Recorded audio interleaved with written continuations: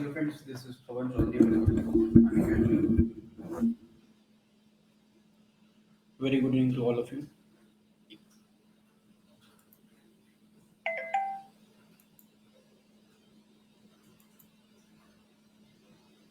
Join fast. So this is the fourth test of Avlogan.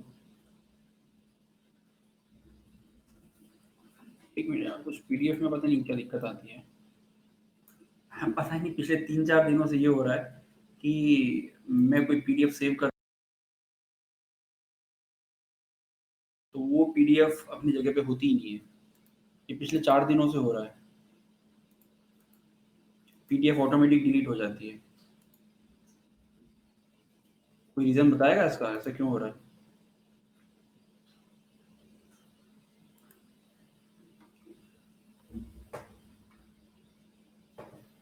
आत्मा का असर। तुमसे इसी आंसर की उम्मीद थी। इंजीनियर हो ना तुम? कहाँ से वो?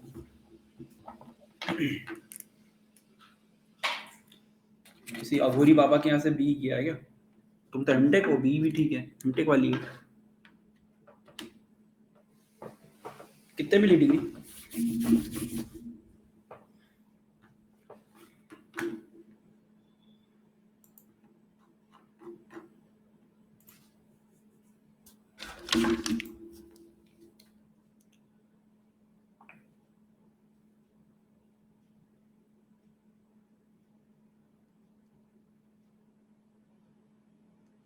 मंथली मैगजीन वो प्लस वालों के लिए, फ्री वालों के लिए नहीं है।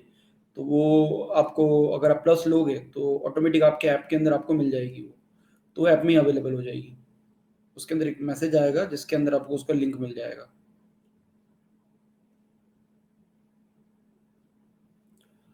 चलिए जल्दी ज्वाइन कीजिए।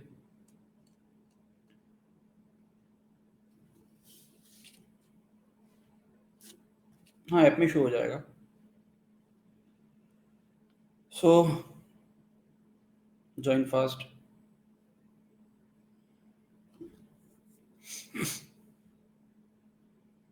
तो पिछले 4-5 दिनों से हमने एक सीरीज स्टार्ट किया था। द सीरीज इज अवलोकन सीरीज, और जिसके अंदर बेसिकली मैं आपको एक टॉपिक पढ़ाता हूँ, या कई बार टॉपिक पढ़ाने के अलावा आपको उसकी पीडीएफ से या फिर आपको खुद से पढ़ने को बोल देता हूँ। और उसके ऊपर कुछ एमसीक्यू क्वेश्चंस हैं, वो एमसीक्यू क्वेश्चंस हम सॉल्व करते हैं। और जो हमारा अनअकैडमी चैनल है, उस अनअकैडमी चैनल के ऊपर हमने एक नया कोर्स स्टार्ट किया था। कोर्स इज एमपीपीएससी प्रीलिम्स के लिए एक कोर्स, प्री और मेंस दोनों के लिए एक्चुअली वो कोर्स है, जिसके अंदर इंडियन पॉलिटी 90 आवर्स में स्टार्ट की। और उसके अलावा कई सारे जो प्री के कोर्सेज हैं, वो प्री के कोर्सेज उसके ऊपर मैं चला रहा हूँ। एंड अभी तक उसकी तकरीबन 6 से 7 क्लास हो चुकी है। तो आप अगर उसको ज्वाइन करना चाहें तो आप एक लिंक मैं आपको दे रहा हूँ, उस लिंक पे आप जा सकते हैं। और उस लिंक पे जाके आप उस कोर्स को जाके रजिस्टर्ड है वो उसको रजिस्टर्ड कर सकते हैं, या उस टेलीग्राम चैनल को जाके फॉलो कर सकते हैं। तो जब भी उस पर कोर्स आएगा तो जाके बेल बटन दबा सकते हैं, ताकि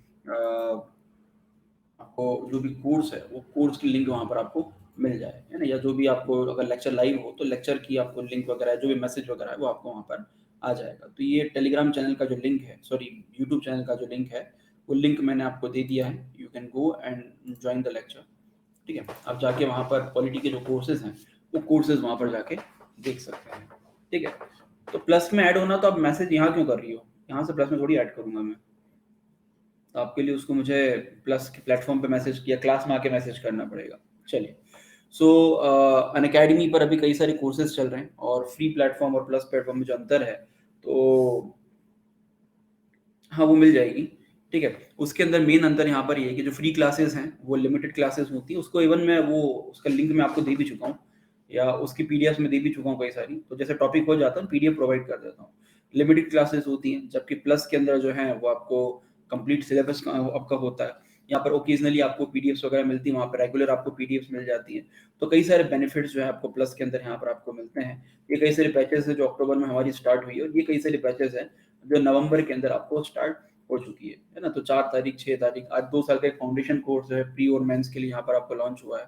ठीक है, उसके बाद आप जाके टेस्ट सीरीज है, तो ज्वाइंट क्विज पे जाके जो टेस्ट है वो टेस्ट भी जाकर आप अटेम्प्ट कर सकते हैं, या टेस्ट लगा सकते हैं। साथ ही एक मैगजीन है वर्चस्व, तो फोर्टनाइटली जो मैगजीन है, मैगजीन आपको अवेलेबल होती है महीने के अंदर 2 बार।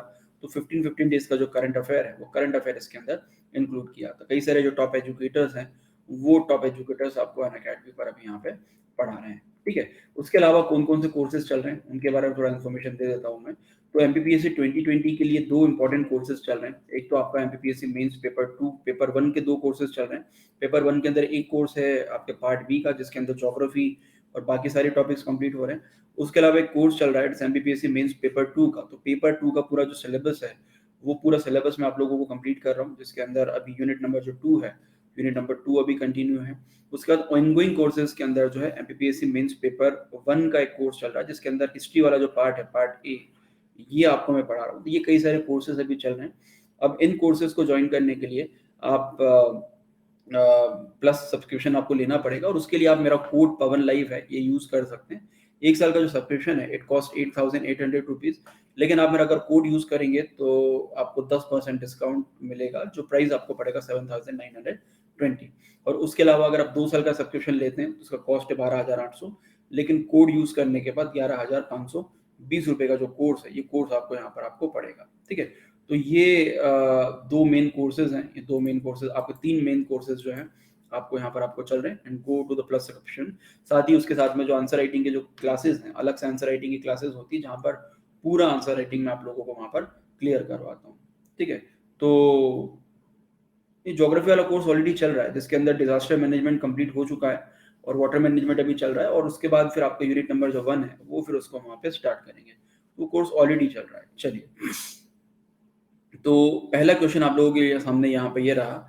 सो पहला क्वेश्चन बोलता है कि विच of the following is the correct option, इनमें से कौन सा जो ऑप्शन है वो करेक्ट ऑप्शन है।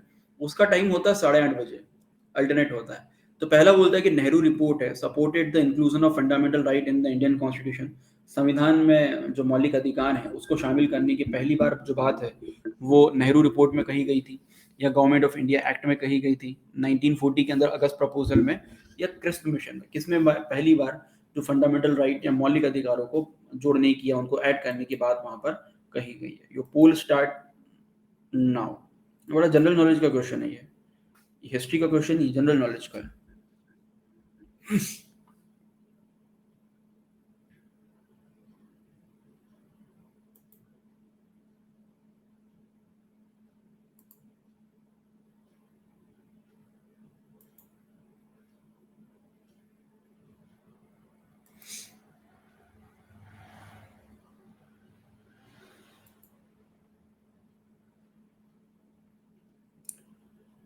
फिर भी सिर्फ 44% बच्चों ने इसका आंसर दिया है।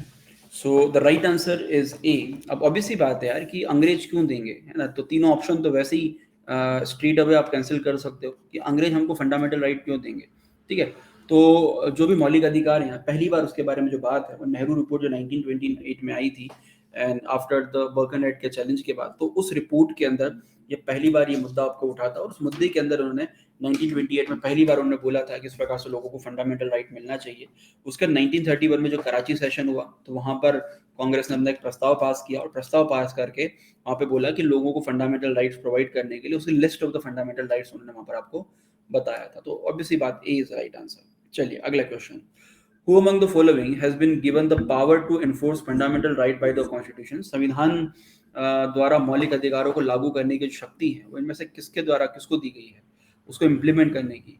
सभी न्यायालयों को, संसद को, राष्ट्रपति को, या सुप्रीम कोर्ट और हाई कोर्ट को? ये बेसिकली फंडामेंटल राइट वाला जो पार्ट है उससे रिलेटेड क्वेश्चंस हैं। तो किसको शक्तियां दी गई हैं?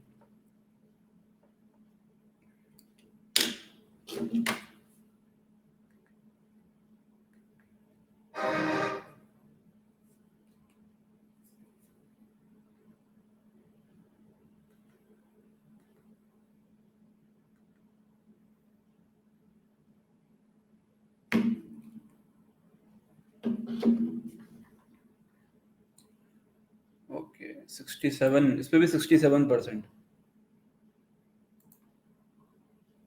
ये क्या चालू हुआ? Okay, so D is the right answer. Daily में सोचता हूँ, लेकिन बच्चे काफी कम इंटरेस्टेड है, तो ये जो सीरीज स्टार्ट किया तो ये भी फिर से फेल हो गया, क्योंकि इसके अंदर जितना इंटरेस्ट सोचा था कि बच्चों का इंटरेस्ट आएगा, उतना इंटरेस्ट आया नहीं। तो तो अभी तो नहीं चलेगा, अब कुछ टाइम बाद इसको जो है वो बंद कर दिया जाएगा।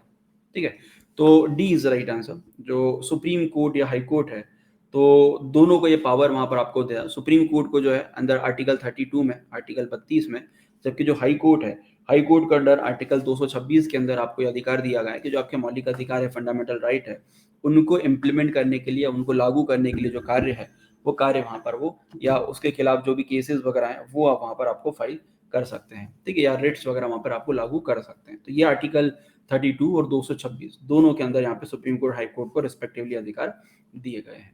चलिए, सो डी इज राइट आंसर। अगला question, so what is the fundamental right, यानी ये मौलिक अधिकार क्या है? दे आर द जस्टिशिएबल, वाद्य योग्य, नॉन जस्टिशिएबल, फ्लेक्सिबल, या फिर आपको कठोर।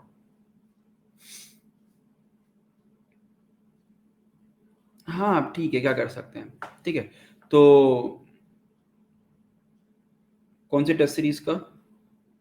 चलिए, so which of the following is the right answer? Your poll start now. बड़ा सिंपल क्वेश्चन है, कल ही पढ़ाया था मैंने।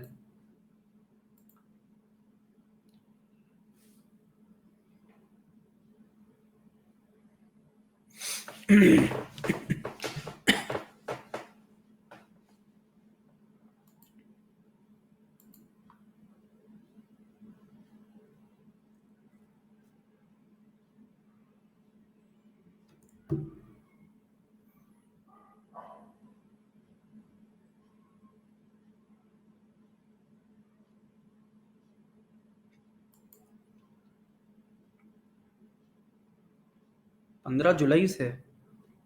कौन सा?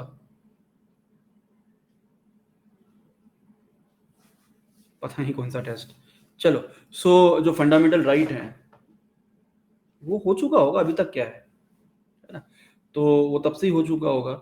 सो E is the right answer. जो भी फंडामेंटल राइट या मौलिक अधिकार दिए हैं, they are the justiciable. Justiciable का मतलब होता है कि अगर कोई आपके फंडामेंटल राइट का वायलेशन करता है, मौलिक अधिकारों का वायलेशन करता है, तो you can directly go to the court. आप कोर्ट जा सकते हो, कोर्ट जाके जो कॉन्स्टिट्यूशनल जो रिट है, वो रिट वहां पर आपको इशू करा सकते हो।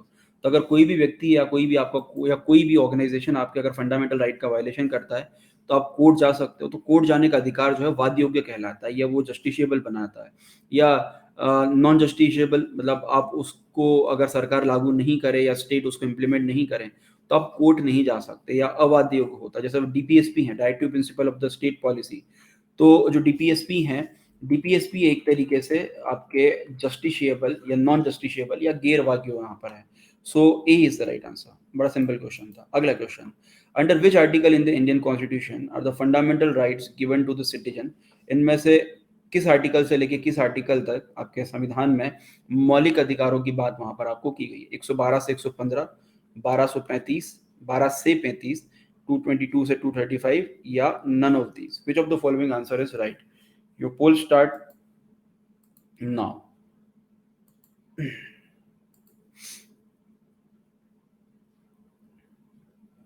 अरे पता नहीं कौन से टेस्ट की बात कर रहे हो यार, ऐसे मुझे कुछ ध्यान नहीं है 15 जुलाई को कौन सा टेस्ट था। अब ऐसे स्पेसिफिक याद नहीं रहता। टेस्ट का नाम बताओ तो बताता हूँ मैं।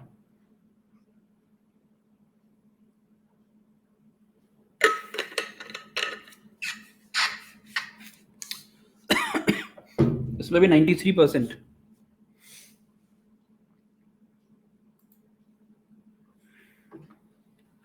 चलिए, सो ऑब्वियसली बात, 12 से 35 इज द राइट आंसर। 12 से 35 के अंदर आपको पार्ट 3 के अंदर फंडामेंटल राइट दिए गए हैं। And we have the 6 type of right, 6 प्रकार के अधिकार आपको यहाँ पर आपको दिए। कौन कौन से प्रकार, नाम है अधिकारों के, कौन कौन से अधिकार दिए? जरा बताना कमेंट सेक्शन में फटाफट।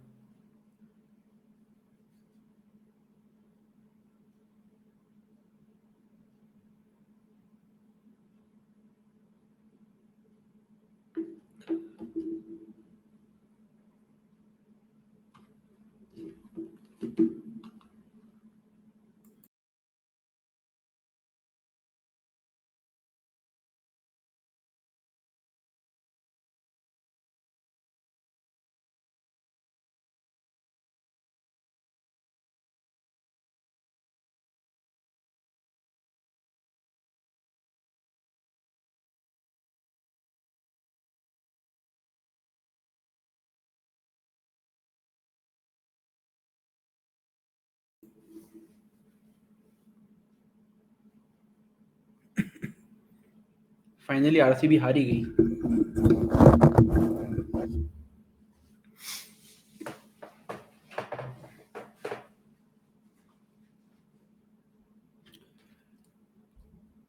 चलिए, वेरी गुड।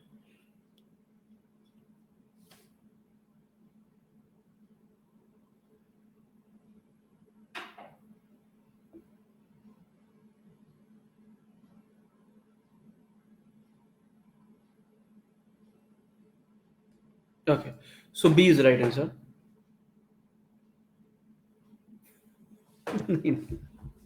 चलो, so B is right answer. Article 12 से लेके आर्टिकल 35 तक, 12 से लेके 35 तक जो है, 12 से 35 तक वहां पर आपको दिया गया है। चलिए, बी इज राइट आंसर। चलो, अगला question. So the right to equality या समानता का अधिकार है is given under the which of the following article of the constitution. संविधान के किस अनुच्छेद या किस आर्टिकल के अंदर आपको समानता का अधिकार या राइट टू इक्वालिटी दिया गया है? 13, 14, 15 या 16? ठीक है, अब रुक, शांति शांति शांति शांति शांति। 1 और 2, 1 2 3, 2 3 4 या ऑल ऑफ द अबव? अब बताओ, इतनी जल्दी नहीं बचाना प्रवेश, और आंसर जो है कमेंट सेक्शन के अंदर नहीं लिखना।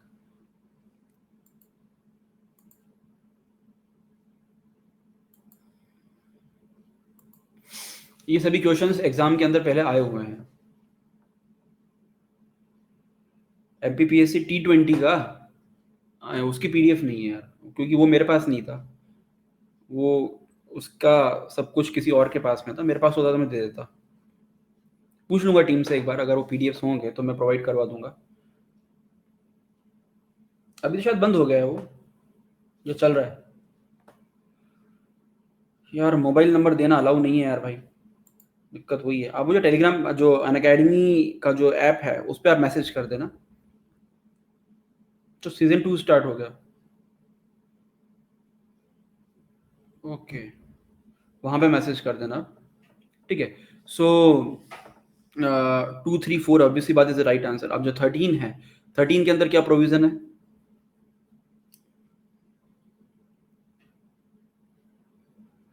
सुप्रीम कोर्ट, लिप्स,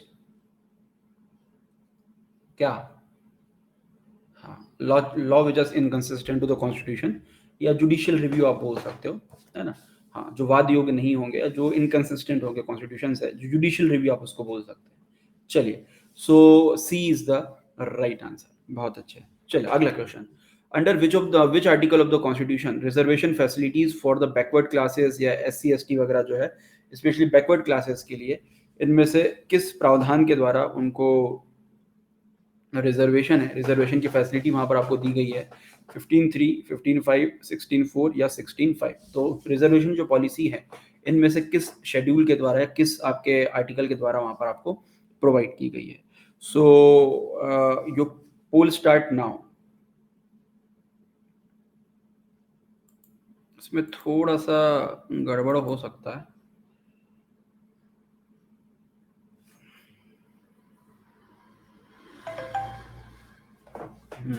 हो गया।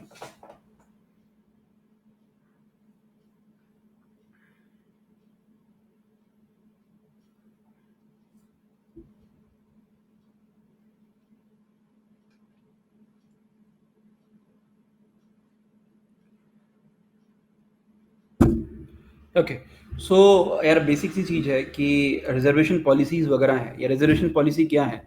रिजर्वेशन पॉलिसी, नहीं नहीं नहीं, रुक जाओ थोड़ा। तो रिजर्वेशन पॉलिसी क्या होती है कि गवर्नमेंट ने पॉलिसीज बनाई, जबकि जो 16 है, 16 या 16(5) जो है, वो एम्प्लॉयमेंट की बात करती है, रोजगार की बात करती है कि जो पब्लिक एम्प्लॉयमेंट है उसके अंदर अलग से आपको रिजर्वेशन, आपको वहाँ पर फैसिलिटीज दी जाएंगी। ठीक है, लेकिन जो 15(5) है या 15(4) है, 15(5) है, 15(6) है, ये बेसिकली पॉलिसीज के नीतियों की बात करती है कि सरकार इस प्रकार की नीतियां बना सकेगी जो रिजर्वेशन या जो बैकवर्ड क्लासेस हैं उनके उनके डेवलपमेंट के लिए, उनके विकास के लिए यहाँ पे योजनाएं बना सकेगी। तो वो 15 के अंदर दिया गया। 16 के अंदर जो पब्लिक एम्प्लॉयमेंट की बात वहां पर आपको की गई। तो ये बेसिक अंतर है 15 और 16 में। कुछ लोग पता नहीं 15 और 16 दोनों को एक मान लेते हैं। ठीक है, सो 3 के अंदर जो है वो वुमेन रिजर्वेशन या फिर वुमेन और चिल्ड्रन के लिए पॉलिसीज बनाने की बात की गई। ये सब मैंने पढ़ाया है। आपने अगर नहीं पढ़ा है मनु, तो टेलीग्राम मैंने आपको यूट्यूब का लिंक दिया है, वहां पर जाके आप उसको ज्वाइन कर लो। और वहां पर फ्री क्लासेस जो है पॉलिटी की चल रही है, तो उनको जाके ज्वाइन करो ताकि आप पूरा सिलेबस कंप्लीट कर सको। चलिए, so B is the right answer. हाँ, हाँ, कोई बात नहीं। चलो, अगला क्वेश्चन।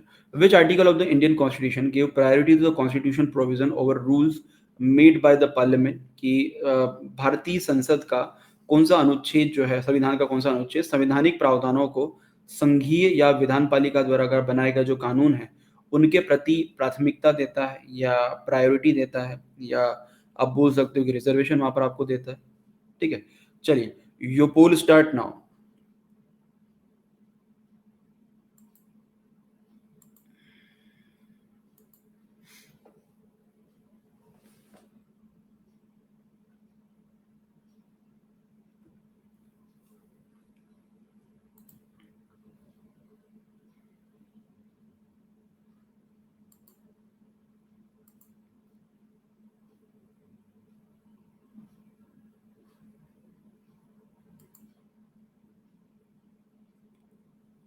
गलत होते-होते बच गया। तुम क्या 32 लगा रही थी क्या? नहीं। ओके। सो ये मत बोलना 326 लगा रही थी, है ना? तो obvious सी बात है कि जो भी स्टेट लेजिस्लेचर या राज्य विधानसभा या विधान परिषद के द्वारा या फिर आपके संसद के द्वारा जो भी कानून बनाए जाते हैं, तो उनको आर्टिकल 13 के द्वारा उनके जो प्रायोरिटी है या उनका जो कॉन्स्टिट्यूशनैलिटी है, संवैधानिकता है, वो चेक की जाती है। तो article 13 is the right answer. Okay, अगला क्वेश्चन। सो अगला क्वेश्चन बोलता है कि धर्म आदि के आधार पर विभेद का जो प्रतिषेध है, वो एक मूल अधिकार है और इनमें से किस प्रकार के राइट के अंदर आता है? ठीक है? सो जो डिस्क्रिमिनेशन है on the basis of religion, race, caste वगैरह वगैरह, ये इनमें से किस फंडामेंटल राइट है, किस मौलिक अधिकार के अंदर यहाँ पर आपको आता है? So freedom to right to freedom of religion, right against exploitation, cultural and educational right, या राइट टू इक्वालिटी के अंदर आपके समानता के अधिकार। तो जो क्वेश्चन वही है जो अभी तक मैंने पढ़ाया है आपको, उसी के ऊपर आधारित क्वेश्चन है। चलिए बताओ।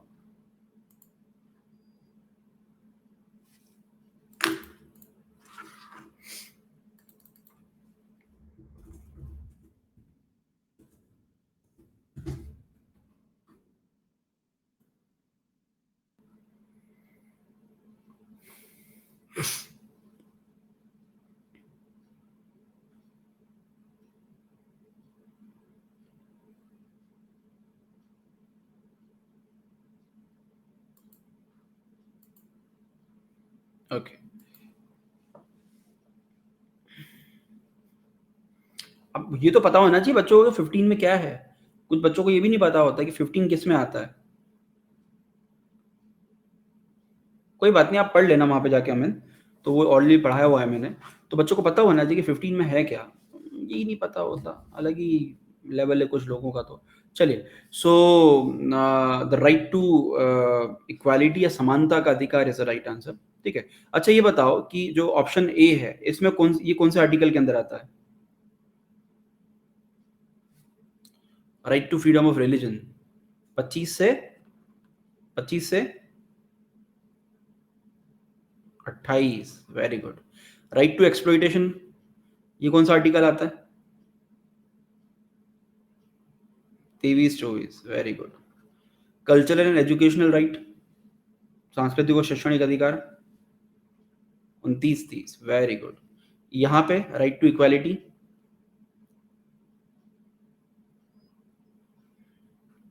14 से 18। Freedom of expression, right to freedom, 19 से 22, वेरी गुड।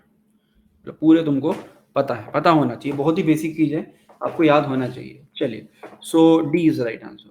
अगला question. Which of the following is not included in the fundamental right to equality as the enriched in the constitution? भारतीय संविधान में कि निम्न में से कौन सी जो समानता है वो मौलिक अधिकारों में सम्मिलित नहीं की गई है? सो equality before law, social equality, equality of opportunity, या इकोनॉमिक इक्वालिटी या आर्थिक समानता। किस प्रकार की समानता जो है वो संविधान के अंदर नहीं दी गई है, या फंडामेंटल राइट के अंदर बेसिकली नहीं दी गई है?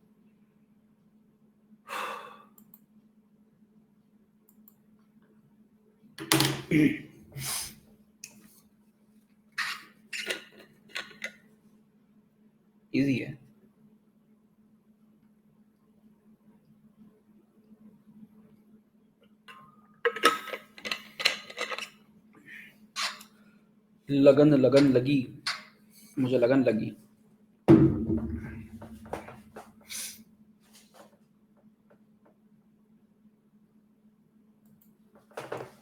ओके, सो ऑब्वियसली बात D is the right answer. आर्थिक समानता या इकोनॉमिक इक्वालिटी की बात की गई है, ठीक है। अब ये जो इकोनॉमिक इक्वालिटी या इकोनॉमिक जस्टिस की भी अगर हम बात करें तो वो प्रियम्बल के अंदर जस्टिस आपको दिया गया है कि social economic and political justice, है ना। उसके अलावा बाकी जो प्रोविजंस हैं, तो provisions like equality before law, ये आर्टिकल 14 में है। सोशल इक्वालिटी भी आपको 15 में है। इक्वालिटी ऑफ अपॉर्चुनिटी आपको 16 के अंदर वहाँ पर आपको दी, तो वो सब प्रोविजन उसके अंदर वहाँ पर दिए गए हैं। अगला question, which of the following article of the constitution of India is related to freedom of press? Press की स्वतंत्रता से संबंधित है, 19, 20, 21 या 22? बड़ा सिंपल क्वेश्चन है।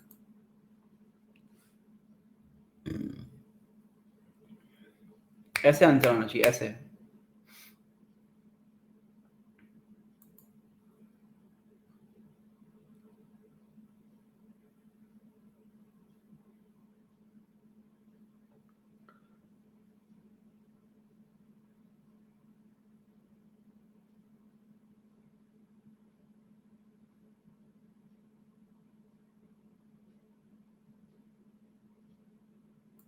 चलिए, सो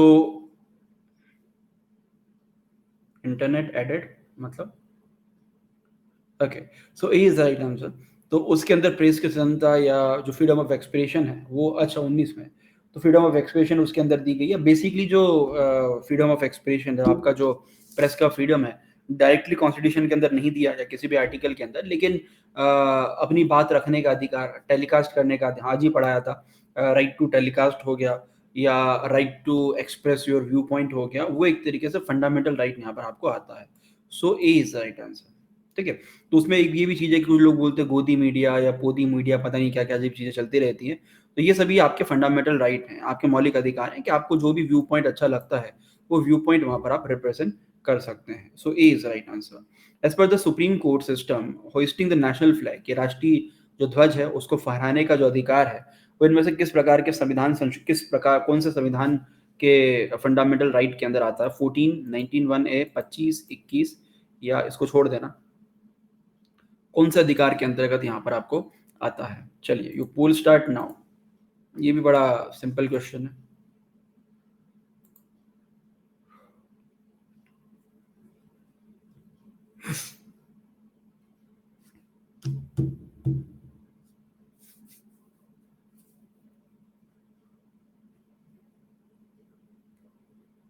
अच्छा, आपके आरसीबी बाहर हो गई अब, चोट हो गई, अब बाहर हो गई।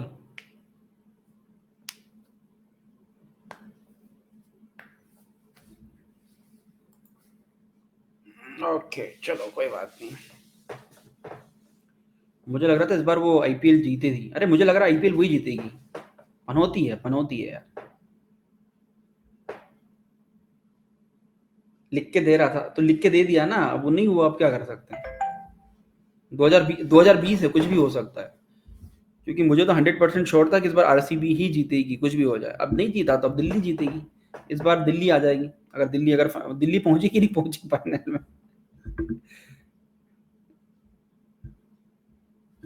चलो, अभी नहीं पहुंची, चलो पहुंच जाएगी। तो मुंबई जीतेगी, देखते हैं। Okay, so B is the right answer.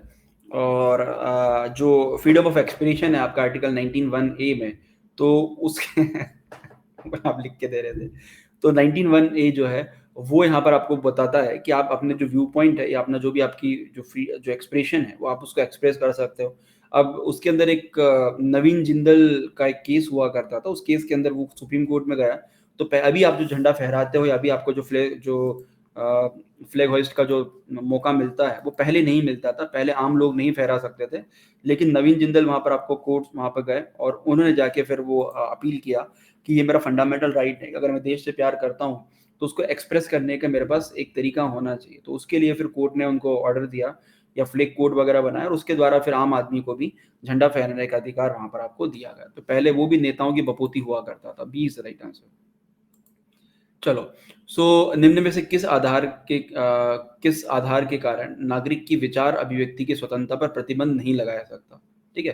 तो due to which of the following ground the freedom of expression of thought of the citizen can not be banned on the basis of sovereignty of India, public order, the insult of the court या contempt of court आप बोल लो, या undesirable criticism, कि उसके criticism या उसकी आपकी आलोचना के कारण। तो किसके आधार पर जो नागरिक की स्वतंत्रता है या उसके ऊपर अभिव्यक्ति के ऊपर प्रतिबंध नहीं लगाया जा सकता? चलिए, so your poll start now.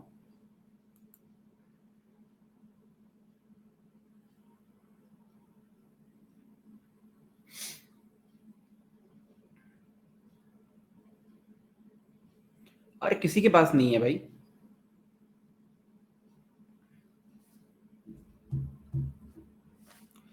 उनके पास वही होंगे जिन जो टेस्ट उन्होंने आपके जिसका एनालिसिस किया था, जिसका मैंने किया था वो मेरे पास है। 1 वीक मैंने किया था शुरू में, तो 1 वीक के पेपर मेरे पास होंगे, उससे ज़्यादा नहीं होंगे। 1 वीक के चाहिए तो मैं दे दूँगा। तो मैं टीम से पूछ लूँगा, अगर वो प्रोवाइड कर सकते हैं, उनके पास होंगे तो मैं दे दूँगा, मुझे कोई दिक्कत नहीं है। ओके, सो किसी भी प्रकार का जो है वो अनडिज़ायरेबल क्रिटिसिज़्म वगैरह है, या 66 ए टाइप, या तो वो आपके उसके आधार पर प्रतिबंध नहीं लगा सकते, जबकि जो कंडीशंस दी गई हैं कि on the basis of the sovereignty of India, Bharat की प्रभुत्व संपन्नता के ऊपर, या पब्लिक ऑर्डर के ऊपर, या कंटेम्प्ट ऑफ कोर्ट के ऊपर, इसके ऊपर प्रतिबंध लगा सकते हैं कि व्यक्ति अपने जो अभिव्यक्ति है उसके द्वारा इनमें से किसी को भी नुकसान पहुंचा रहा, तो you can put a restriction on that. But कोई आलोचना या क्रिटिसिज्म है, इसके आधार पर आप उसकी आलोचना या उस प्रकार को उसको वहां पर आप बैन नहीं कर सकते। So D is the right answer. चलिए, सो मैं चाहूँ तो पीडीएफ वगैरह बाद में आपको उसको रीड कर लेना। अगला question, due to the decision of which of the following supreme court decision, और उस डिसीजन के कारण आर्टिकल 21 जो है उसके अंदर आपको राइट टू एजुकेशन या शिक्षा के अधिकार को इंक्लूड किया गया। तो कौन सा डिसीजन था? उन्नी कृष्णन वर्सेस आंध्र प्रदेश, गोविंद बनाम Madhya Pradesh, Parmanand Katara versus union of India, या चमेली बनाम state of Uttar Pradesh. So which of the following right, which of the following question option is right? नींद आ रही है खतरनाक वाली आज, तो कुछ का कुछ निकल रहा है।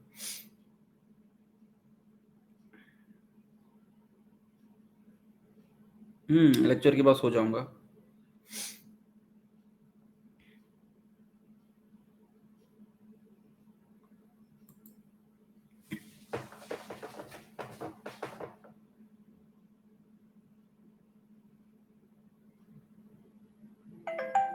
जल्दी सोना पड़ेगा।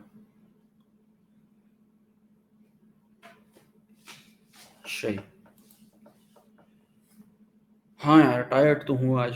चलिए, so A is right answer, Unni Krishnan versus state of Andhra Pradesh. और ये तो एमपीपीएससी के अंदर क्वेश्चन आपको आया था। आज ही मैंने आपको पढ़ाया था कि जो 6 से 14 ईयर के जो बच्चे हैं, उन बच्चों के लिए स्पेशल राइट आपको यहाँ पर आपको दिया गया है, स्पेशल अधिकार वहाँ पर आपको दिया गया है।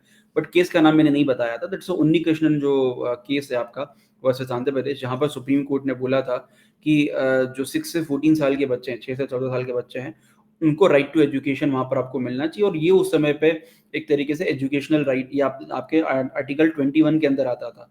लेकिन बाद में फिर 21 ए हमने ऐड किया, और 21 ए ऐड करके उसको फंडामेंटल राइट या मौलिक अधिकार के अंदर यहाँ पर आपको अलग से वहाँ पर आपको कन्वर्ट कर दिया। नहीं, वो चल रहा है, वही चल रहा है जो ऑलरेडी प्री का मेंस का चल रहा है, तो उसी में आप कवर करो। उसमें मॉडर्न हिस्ट्री चल रहा है अभी। चलिए, so A is the right answer. तो इस केस के अंदर सुप्रीम कोर्ट ने शिक्षा को एक प्रकार का मौलिक अधिकार यहाँ पर आपको बताया था। ओके, उसके बाद हमने 21 ए ऐड कर दिया, और उसके बाद फिर ऑलरेडी आर्टिकल जो 45 था उसके अंदर ये प्रोविजन वहाँ पे आपको था। तो बाद में 45 को चेंज करके हमने 0 से 6 साल के जो बच्चे हैं, मतलब 0 से 6 साल के जो बच्चे हैं, उन बच्चों के लिए जो अर्ली चाइल्डहुड केयर है या जो शुरुआती उनका जो केयर वगैरह है, उसको वहाँ पर इंक्लूड किया था। ए इज राइट आंसर। अगला क्वेश्चन बोलता है कि निजता के अधिकार को जीवन एवं व्यक्तिगत स्वतंत्रता के अधिकार के अंतर्गत भाग में संरक्षित किया है। तो भारत के संविधान में निम्न में से कौन से उपयुक्त कथन जो है उससे संबंधित यहाँ पर है, उससे रिलेटेड यहाँ पर है? ठीक है, so right to privacy is protected as an integral part of the right to life and personal liberty and in the constitution which of the following statement is correctly and properly interpreted the statement. Provision दिया गया है article 14 और 42nd amendment के अंदर। दूसरा यहाँ पर DPSP के अंदर given in the part article 17 of the part 4 freedom guaranteed under article 21 या प्रोविजन अंडर आर्टिकल 24 जो 44th अमेंडमेंट के द्वारा वहां पर आपको ऐड किया गया। ठीक है, so which of the following is the right answer. अच्छा, मैसेज किया है क्या, मैं देख लूंगा। चलिए, so you poll start now. निजता के अधिकार की या हम बात कर रहे हैं आपके राइट टू प्रिवेसी है, वो किसके अंदर दिया गया है?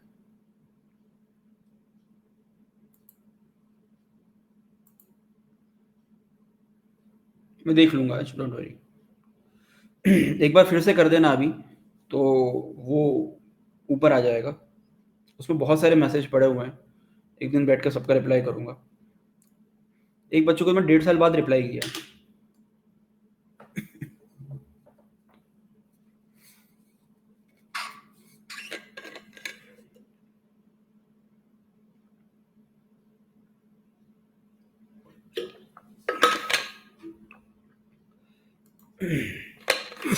उससे अच्छा आप व्हाट्सएप या कॉल कर लिया करो, वो ज़्यादा बेटर रहता है।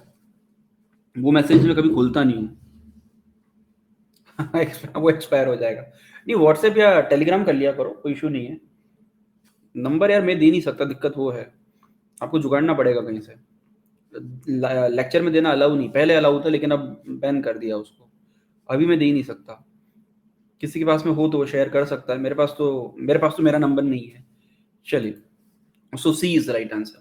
ठीक है, तो आर्टिकल 21 में या अनुच्छेद जो 21 है उसके अंदर राइट टू प्रिवेसी की यहाँ पे बात की गई। 2017 के अंदर एक सुप्रीम कोर्ट का एक 9 मेंबर का एक जो बेंच है, वो बेंच वहां पर आपको बैठा, और उस बेंच ने यहाँ पर जो राइट टू प्रिवेसी है, निजता का अधिकार है, उसको मौलिक अधिकार के अंदर फंडामेंटल राइट में 21 के अंदर वहां पर आपको ऐड किया। तो ये 21 के अंदर इसको ऐड किया गया, तो सी इज राइट आंसर। टेलीग्राम पे पहुंचता है ना, क्यों नहीं पहुंचता? तुम्हारा मैसेज तो हमेशा आता है मेरे पास। चलिए, अगला question. Which of the following is not with in the scope of the article 21? इनमें से कौन सा जो है अनुच्छेद 21 के अंदर प्रावधान आपका नहीं है?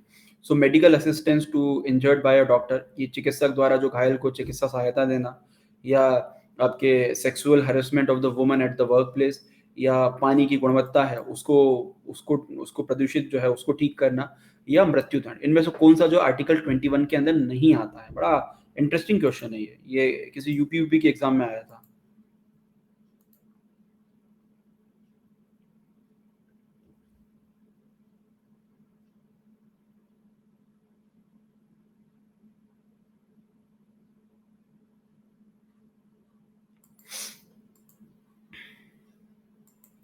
आपको जो चैनल दिया है ऊपर, उसको आप ज्वाइन कर लेना, ताकि आपको रेगुलर लेक्चर्स मिल चुके।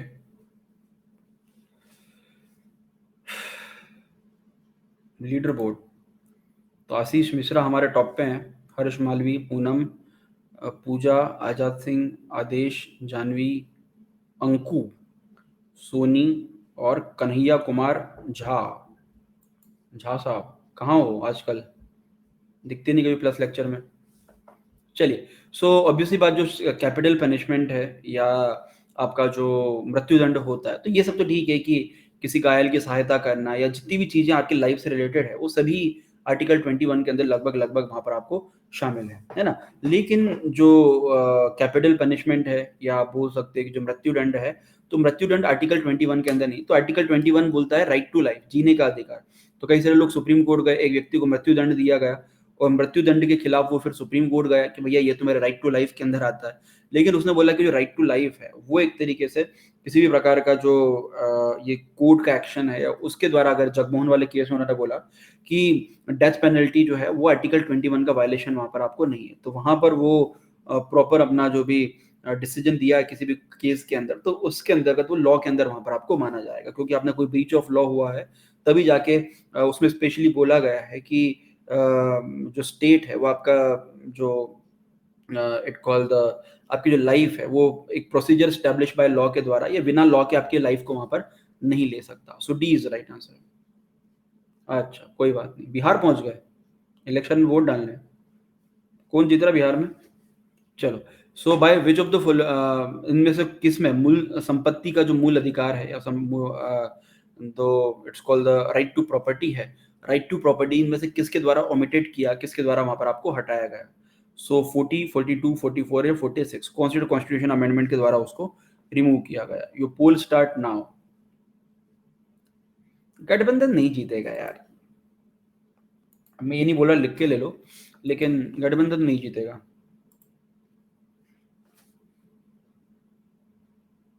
अच्छा, ओके। तो अभी जब से एग्जाम वापस ही नहीं आया, उसको तो 1 महीना हो गया एग्जाम हुए।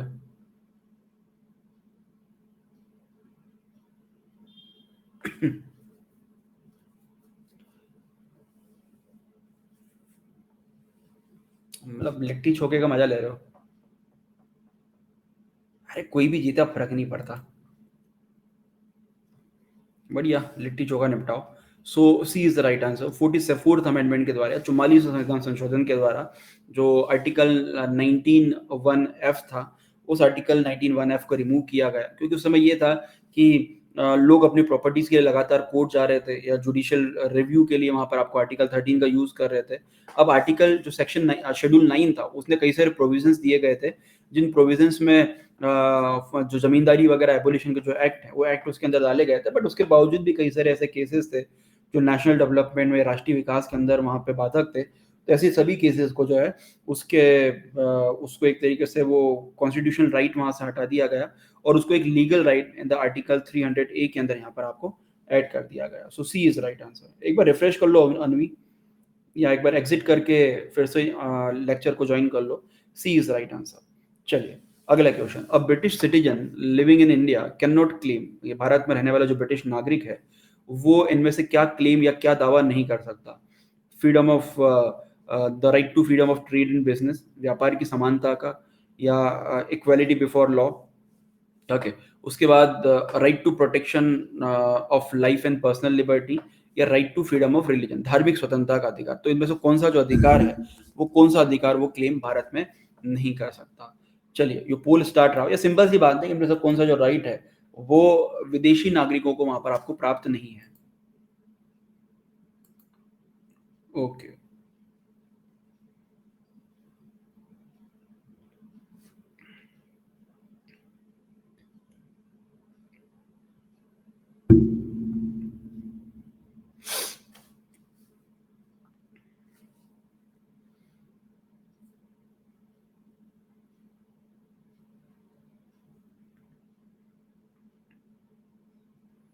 अच्छा, कुछ मैसेज आपको दिखते हैं, कुछ मैसेज आपको नहीं दिखते हैं, ऐसा कुछ है क्या?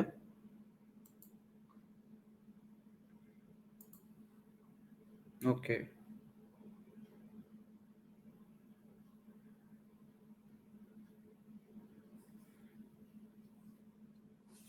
ओके। सो आर्टिकल जो 17 है, अब देखो, विधि के समक्ष क्षमता है, जो एक राइट टू इक्वालिटी है, तो वो किसी भी, ये तो एक तरह से नेचुरल राइट है, नेचुरल जस्टिस है, प्राकृतिक न्याय है, तो ये तो ऑब्वियसली बात सभी व्यक्तियों को यहाँ पर आपको मिलेगा। ठीक है। उसके बाद right to protection of the life and personal liberty article 21 के अंदर है, ये भी सभी लोगों का एक तरह से नेचुरल जस्टिस है, संवैधानिक अधिकार तो है ही है, साथ ही प्राकृतिक न्याय का भी सिद्धांत वहाँ पर है। उसके बाद right to freedom of religion, धार्मिक स्वतंत्रता का अधिकार, तो वो धार्मिक स्वतंत्रता अधिकार जो है आपके आर्टिकल 25 में वो सभी लोगों को मिलता है, लेकिन 26 के अंदर जो एजुकेशनल इंस्टीट्यूट वगैरह का, या अपने the administration of religious institution है, वो जो प्रावधान है, वो प्रावधान अभी भारत के लोगों या बाहर के लोगों को नहीं मिलता। जबकि जो the freedom of trade and business है, तो ट्रेड एंड बिजनेस का अधिकार है, वो भी सिर्फ भारतीय लोगों को या सिटीजन ऑफ इंडिया को या नागरिकों को यहाँ पर आपको दिया जाएगा। ठीक है। So A is right answer, very clear है। ये सब कुछ मैं आपको प्लस के अंदर सब कुछ चीजें पढ़ाई भी है, मैंने बताया भी है इसके अंदर। अच्छा, प्लस वालों को स्पेशल वालों के नहीं दिखते, नहीं दिखते हैं ना? चलिए, तो A is the right answer. Okay, अगला question. According to which article of the constitution reservation for OBC has been made, कि किस प्रावधान के द्वारा ओबीसी का रिजर्वेशन है, ओबीसी रिजर्वेशन यहाँ पर आपको दिया गया? आर्टिकल 13, 2, 14, 14 और 15, 15(4) और 16(4, या आर्टिकल 17 और 18? चलिए, यू पोल स्टार्ट नाउ।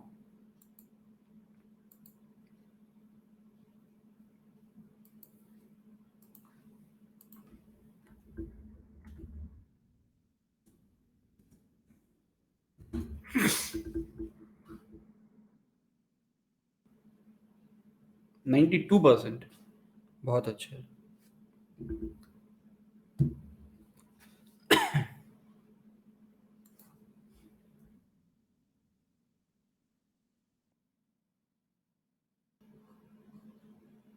इसके बाद लास्ट क्वेश्चन है। अच्छा, आप ओके ओके। एमपी नहीं है, एमपी के नहीं है, एमपी का अलग से करेंगे यार, उसमें फिर मजा नहीं आता। एक ही उसमें एमपी मर्ज कर दें, तो एमपी अलग से करेंगे। चलिए, सो ऑब्वियसली बात 15(4) और 16(4) के अंदर आपको रिजर्वेशन से रिलेटेड जो प्रोविजंस है वो सब प्रोविजंस वहां पर आपको दिए गए हैं। चलिए, सो C is the right answer. अगला क्वेश्चन, लास्ट क्वेश्चन। अगर अब होता है कि किसी अपराध के अभियुक्त को स्वयं और अपने विरुद्ध गवाह बनाने के लिए बाध्य नहीं किया जा सकता, ये कौन से कॉन्स्टिट्यूशन के अंदर प्रोविजन है, या जो नो सेल्फ डिस्क्रिमिनेशन इंस्क्रिप्शन वो है, वो इनमें से कौन से आर्टिकल के अंदर वहां पर नहीं है? ठीक है, so which of the following Indian constitution, जो कोई भी व्यक्ति जो अपने खुद के खिलाफ वहां पे गवाही नहीं दे सकता, तो ये प्रोविजन किसमें शामिल है? 20, 3, 21, 22 या फिर आपका 74 के अंदर? आज ही पढ़ाया था मैंने। You poll start now.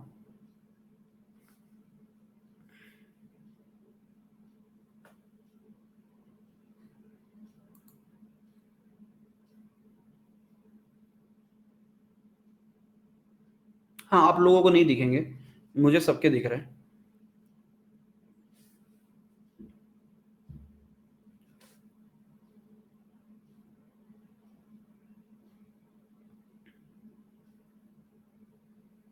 Self incrimination.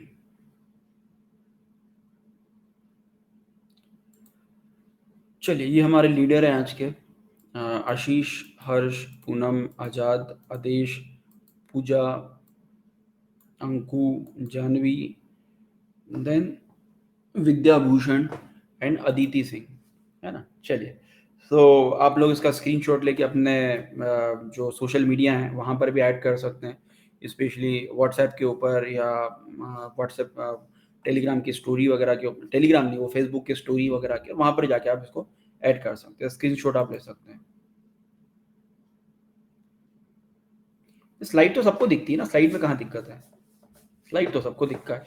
चलिए, so B is the right, A is the right answer. 20 जो 3 है, 23 आपको सेल्फ इंक्रिमिनेशन या आपका जो अधिकार है कि आप कोई व्यक्ति अपने खुद के खिलाफ किसी प्रकार की जो गवाही है, वो गवाही वहां पर आपको नहीं दे सकता। आज ही मैंने 3 चीजें उसके अंदर पढ़ाई थी।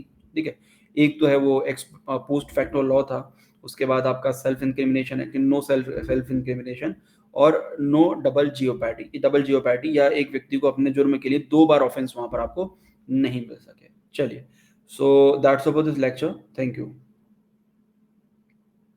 मैसेज तो कभी भी कर देना, कॉल सुबह कर लेना 11 के बाद। चलिए, so that's about this lecture. Thank you. हाँ, कल क्लास है, कल क्लास है। Okay, good night.